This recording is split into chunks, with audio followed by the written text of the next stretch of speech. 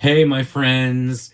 A little bit of an old school video, and especially in the fact that I'm doing this as a fairly low tech situation here. So, pardon the quality, if you please.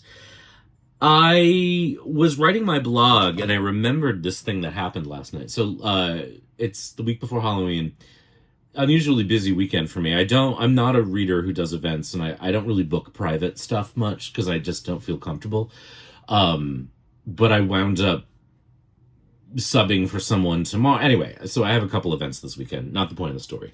Point of the story is that I was at an event last night, and it was a struggle for me. If you've been following me on Instagram, you know that like the lifiness of life right now is very easy for me to take personally sometimes because I'm a Leo. And people think Leos are so like confident and self-centered. We're not. We're massively insecure, or at least this one is.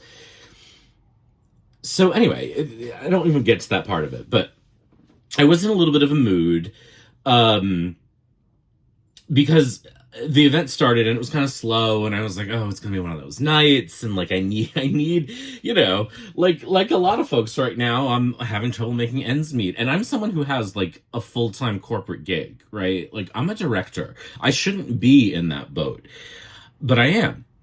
And I haven't taught many classes this year, and when I do offer classes, like folks just can't afford them, and I get it. So I thought, oh fuck, like I'm not even gonna make my table fee back, right? Which has never happened to me before. So this is just the preamble, right? This is the prologue to the story. So I watch the event start and people trickle in, and within a few minutes, kind of like all the other readers are booked, right? They're working, and I'm just sitting there probably for like a good 45 minutes. Now I'm like, okay, this is going to be a busy event, just not for me. I'm just going to be the kid who doesn't get picked for gym class because I got these issues to deal with, right? Like, it's hard sometimes for me, and I'm just being very candid about myself, to not be triggered by the fact that I was a bullied kid who wasn't wanted around, you know? And when I was wanted around, it was to be a punching bag. So, hey, there's one behind me. That's not Pennywise, by the way, if you're ever curious. During lockdown, I bought that thinking I would box, and I would love to box, but the swing is too much. Anyway. Blah, blah, blah. Feeling like shit about myself. No one loves me. I'll eat some worms. And like, I know, again, like people are struggling. So I know it's not real. But if that people are like avoiding, but it just, anyway, it feels that way sometimes.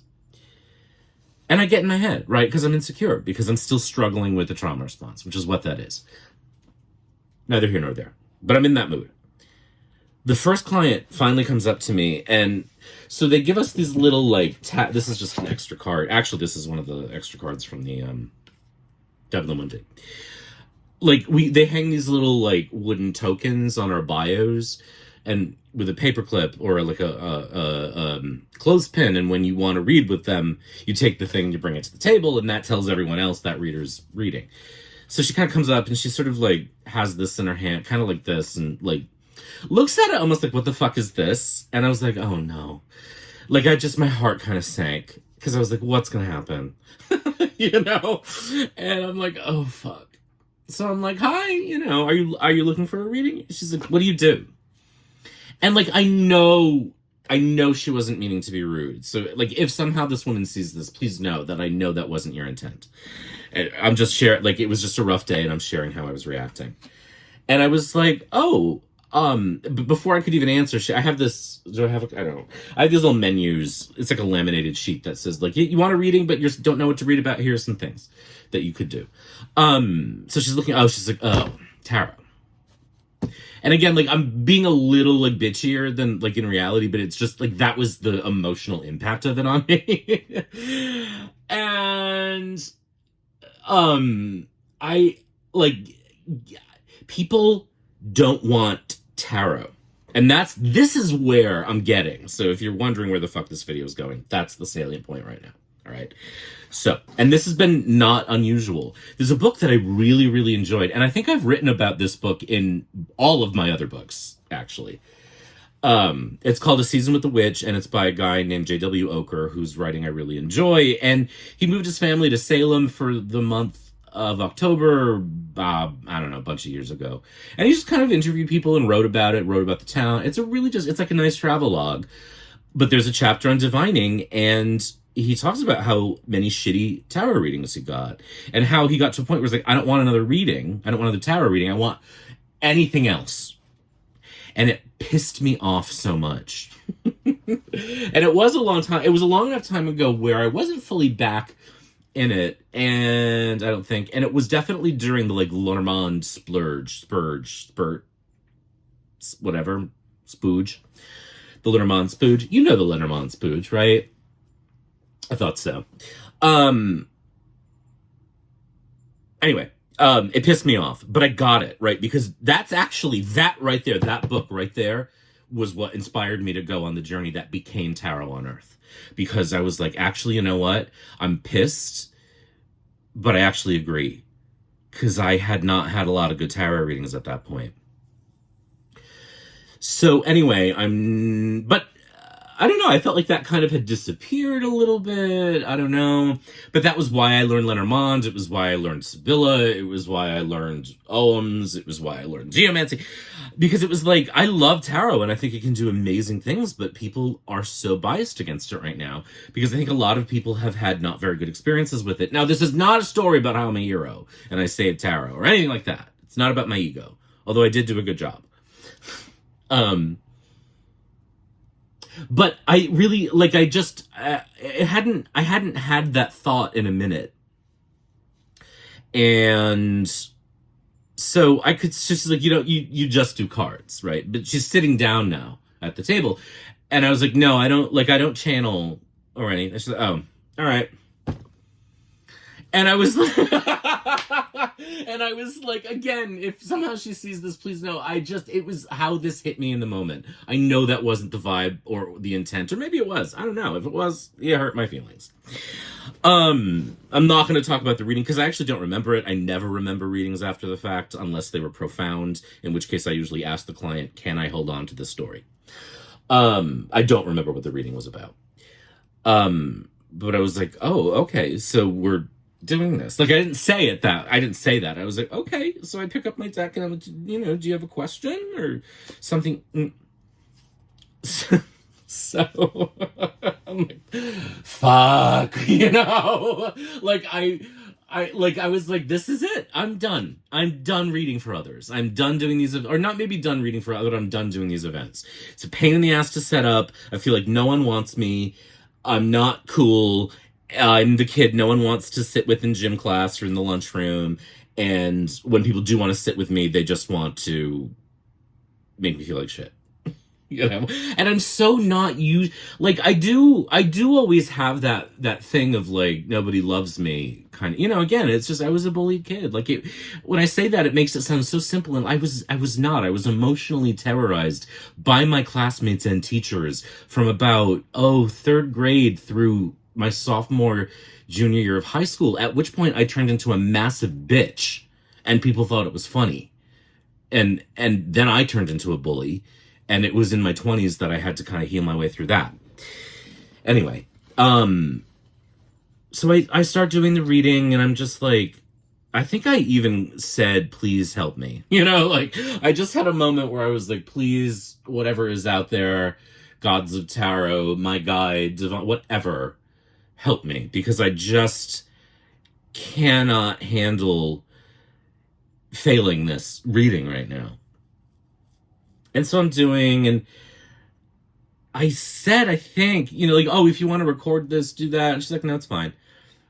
So I'm talking, and I'm just sort of feeling my way through the reading as I do, but with my sense of my gifts in the toilet. Yeah. And then at a certain point, she stopped me. She's like, oh, I actually do want to record this. And I realized that I was connecting somehow, right? So that's the end of that story. You get that a fair amount. I mean, I've had that happen a fair amount in my time. And normally I actually love those moments because I'm like, oh yeah, believe that you're going to get something cool. Well, you're gonna. And 99.999% of the time, they do. There's always a moment where I just feel the resistance fall. And it's quite satisfying. Because it's not really me. You know what I mean? Like, I really increasingly believe that, like, I'm a mouthpiece. Which, no, maybe I don't believe that. I think what I mean is that I am a translator. You know? And I believe the cards are triggering responses in my mind that make the thoughts that need to come out. I don't necessarily think that I'm psychic in the way that other people would describe psychics. I think that I'm very good at receiving the transmissions and isolating the words that need to be delivered. And increasingly I say that I'm just getting out of the way. And I think I'm good at getting out of the way a lot of the time. This brings me, though, to the same thing that kind of prompted Tarot on Earth, and that prompted my feelings last night, which is that there is actually there are a lot of clients out there who want divination but don't want tarot readings, and I can't say why, right? I can't say why other folks have the experiences that they have. What my experience has been, not recently, because I'm very selective about who I let read for me, actually. But what I've noticed when I have readings that aren't useful or that don't hit or that aren't effective is that very, very often it really is just a person. And I hate the word just, right? I mean, it is simply. I don't mean that pejoratively. It is innocently and simply a reader reading in the sense of reciting the card meanings. And sometimes I think that gets you 2/3 of the way. I do. Because I read that way so long. So again, when I talk about these videos, what I hope, and I haven't done a video like this in a while, but what I hope you take away from it is not, I think, that anyone's bad or stupid or terrible or shitty or untalented or any of those things. Because what instead is the reality is that we're where we are in the journey that we are. Right? Like, you don't become what you are faster than nature wants you to become it. So it's not a judgment. What it is, though, is an invitation, right? To consider, if you're reading for others and you want to up your game, there's one very, very, very, very important skill that I think you want to develop.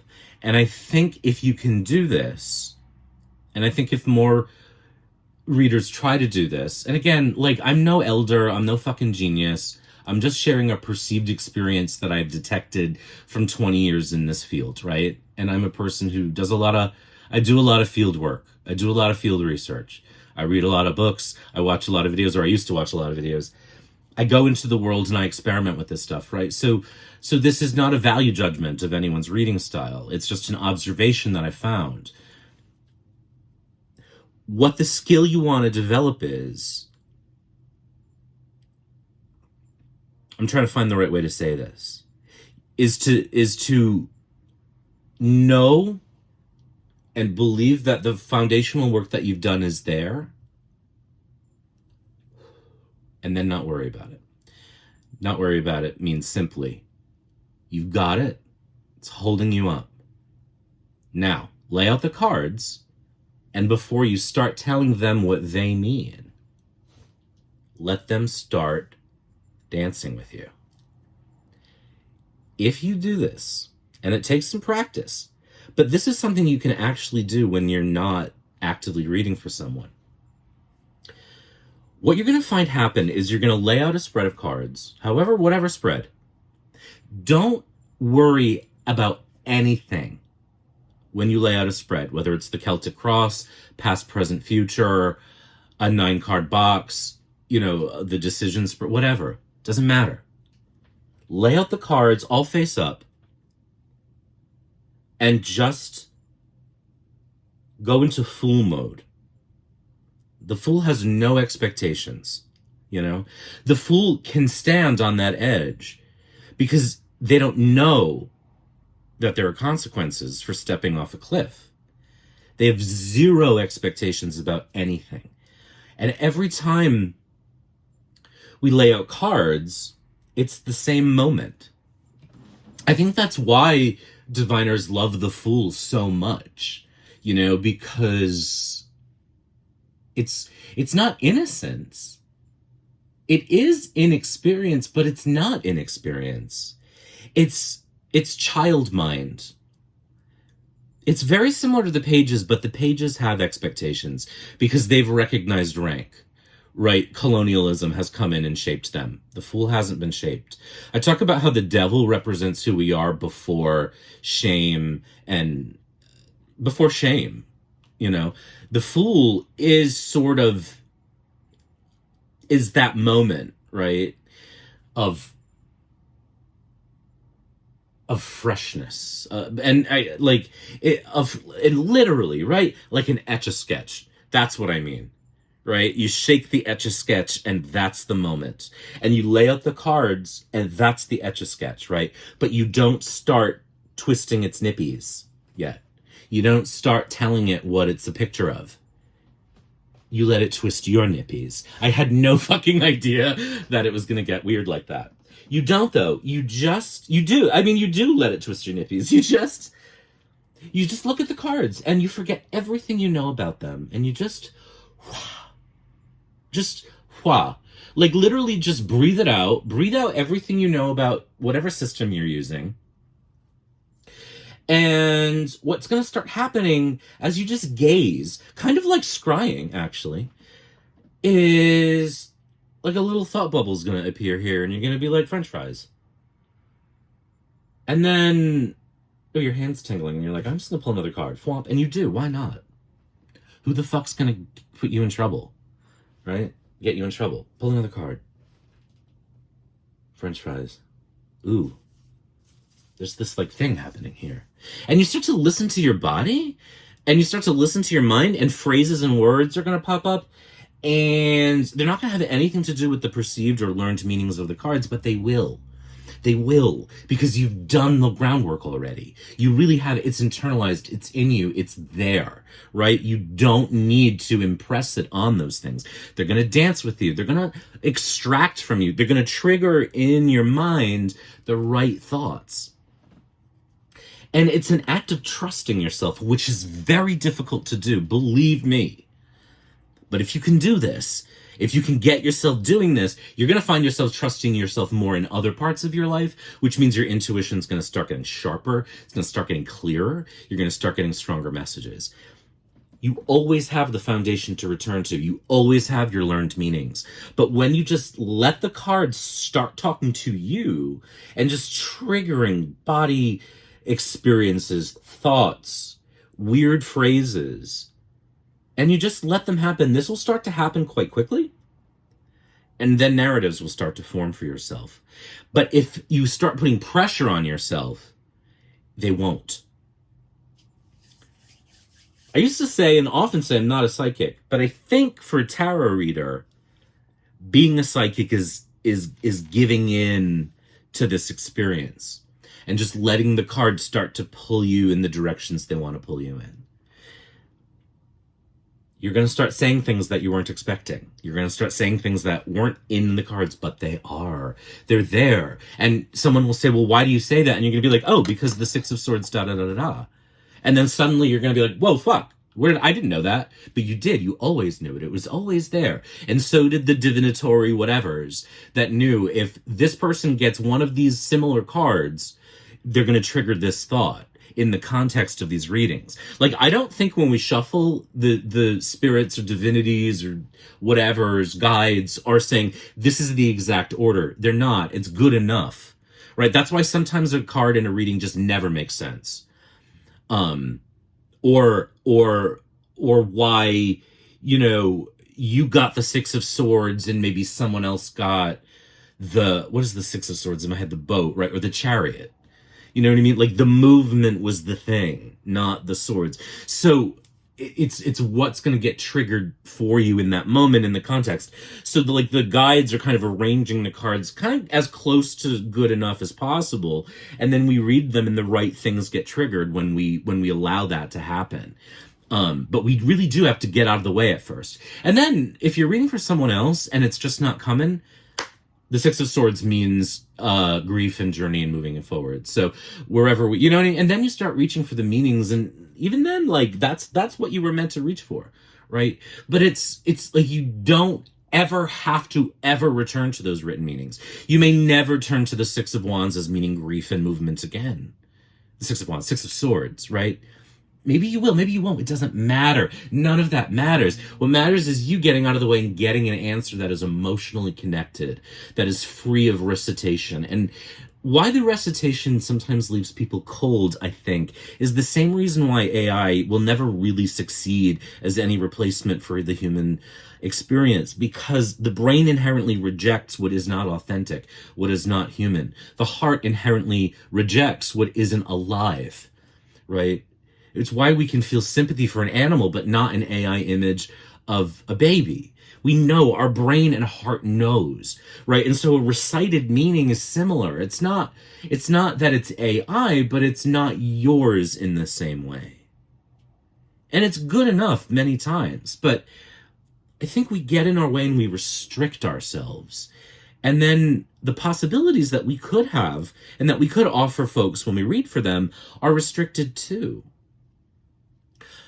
I also want to say and just plug that really being engaged with the world around us and understanding the world around us and understanding the pressures that people face and the biases and all of the messes that get in the way of succeeding at anything, the more we are aware of the reality of living on this planet right now, the more it's going to be easier to give clearer readings too, because we're going to understand that the obstacles in someone else's life may not be in ours, but we're going to recognize that those obstacles exist, and that Six of Swords is going to tell you in that moment that that's the thing, right?